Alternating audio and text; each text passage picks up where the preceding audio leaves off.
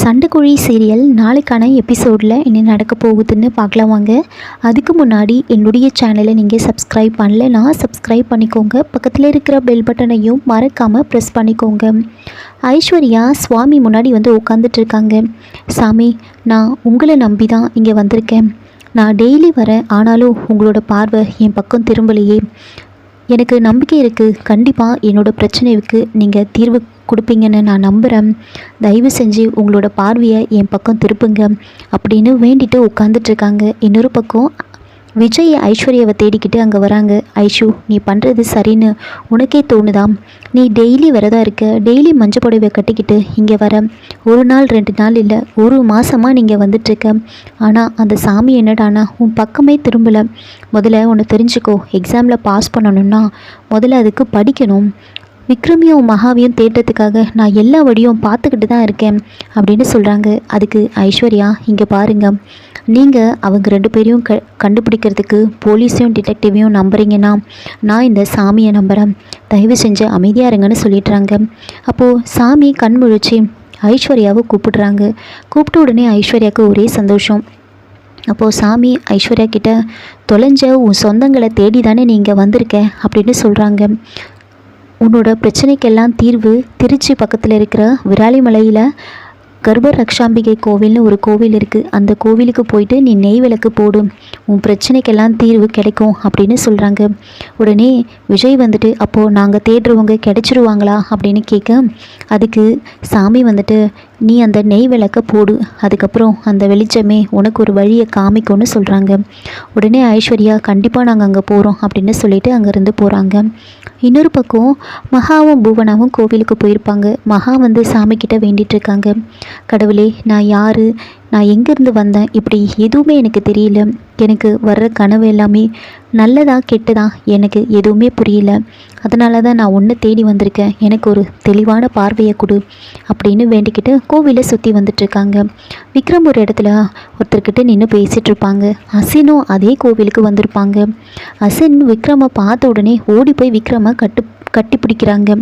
உடனே விக்ரம் வந்துட்டு கோவப்பட்டு அசினை வந்து தள்ளி விடுறாங்க. அறிவில்லை உனக்கு, பப்ளிக் பிளேஸில் வந்து இப்படி தான் கட்டிப்பிடிப்பியா அப்படின்னு சொல்ல, அதுக்கு அசின், மாமா உன்னை பார்த்த உடனே ஒரு ஆர்வத்தில் வந்து கட்டி பிடிச்சிட்டேன், அதுக்கு போய் எப்படி கோவப்படுறியே அப்படின்னு சொல்கிறாங்க. அப்போ விக்ரம், ஒழுங்கு மரியாதையாக இங்கேருந்து போயிடும், என்னை சும்மா டென்ஷன் பண்ணாத அப்படின்னு சொல்கிறாங்க.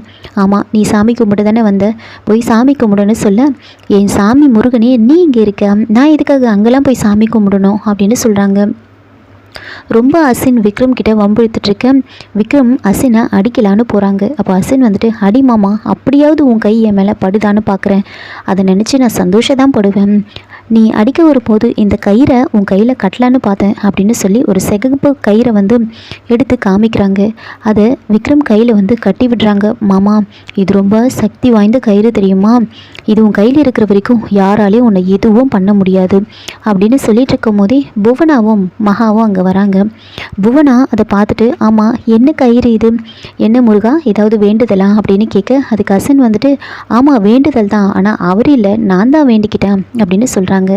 நீ வேண்டிக்கிட்டா உன் கையில் தானே கட்டணும், அது எதுக்காக முருகன் கையில் கட்டிகிட்டு இருக்க அப்படின்னு கேட்குறாங்க. ஆமாம், யார் இந்த பொண்ணு அப்படின்னு கேட்க, உடனே அசன், அதை நான் சொல்கிறேன், நான் அவரோட மாமா பொண்ணு, அவரை தான் நான் கட்டிக்க போகிறேன் அப்படின்னு சொல்கிறாங்க. உடனே புவனா, அப்படியா, பரவாயில்ல, பொண்ணு லட்சணமாக தான் இருக்கா அப்படின்னு சொல்கிறாங்க. ஆனால் என்ன, உனக்கும் உங்கள் அப்பாவுக்கும் சேர்த்து அவளே பேசிடுவா அப்படின்னு சொல்கிறாங்க. உடனே அசன் வந்துட்டு, அந்தளவுக்கு கூட பேசலைன்னா என் மாமாவை கொத்திட்டு போயிட மாட்டாங்களா, அதுக்காகவே காத்துட்ருக்காளுங்க அப்படின்னு சொன்ன உடனே விக்ரம் வந்துட்டு அப்படியே மகாவை பார்த்துட்டு, என்ன பேசிகிட்டு இருக்க நீ, ஒழுங்காக இங்கேருந்து போயிடு அப்படின்னு சொல்கிறாங்க. அதுக்கு புவனா, முருகா எதுக்கு அவளை அதட்டுற, அவள் நல்லா தானே பேசிகிட்ருக்கா அப்படின்னு எல்லோரும் வந்து பேசிகிட்டு இருக்காங்க. அப்போது மகா வந்து யோசிக்கிறாங்க, முருகனுக்கு கல்யாணம்னா எனக்கே ஒரு மாதிரி இருக்குது, அவங்க மாமா பொண்ணை கல்யாணம் பண்ணிக்கிறதுல எனக்கே ஒரு மாதிரி தோணுது, யாரை வேணாலும் கல்யாணம் பண்ணிக்கிட்டோம், நமக்கு என்ன வந்தது அப்படின்னு யோசிச்சுக்கிட்டு போயிட்டுருக்காங்க. அதுக்கப்புறமா 2 பேரும் காரில் ஏறினதுக்கு அப்புறமா வந்து விக்ரம் வந்து காரை ஸ்டார்ட் பண்ணுறாரு. காரு ஸ்டார்ட்டே ஆகாது. அதுக்கப்புறமா இறங்கி வந்து காரில் வந்து என்ன ரிப்பேர்னு பார்த்துட்ருக்காங்க. புவனாவும் மகாவும் என்னதான் ஆச்சுன்னு இறங்கி கேட்டுட்ருக்காங்க. விக்ரம் அப்படியே வந்து காரை வந்து செக் பண்ணி பார்த்துட்டு அதை க்ளோஸ் பண்ணும்போது அப்படியே விக்ரம் கை மேலே பட்டுரும். விக்ரம் பயங்கரமாக கத்துறாரு. கையெல்லாம் அப்படியே பிளட் ஆகிடும். உடனே வந்து மகா பதட்டமாகி விக்ரம் கையில் அதெல்லாம் பிளட் எல்லாம் தொடச்சி விட்டு கர்ச்சீஃபை வந்து வச்சு கட்டி விடுறாங்க. உடனே புவனம் வந்துட்டு என்ன முருகா பார்த்து பண்ணக்கூடாதா? சரி நான் வேணும்னா அண்ணனுக்கு கால் பண்ணி வேறு ஒரு டிரைவரை வர சொல்லட்டுமா அப்படின்னு கேட்குறாங்க. அதுக்கு விக்ரம் வந்துட்டு இல்லை நானே டிரைவ் பண்ணுறேன் அப்படின்னு சொல்லிட்டு அந்த அடிப்பட்ட கையோடவே வந்து விக்ரம் வந்து காரை ஓட்டிக்கிட்டு வராங்க. அப்படியே விக்ரம மகாவும் மாற்றி மாற்றி யோசிச்சுக்கிட்டு வராங்க. இதோட இந்த எபிசோடை வந்து முடிச்சிருக்காங்க.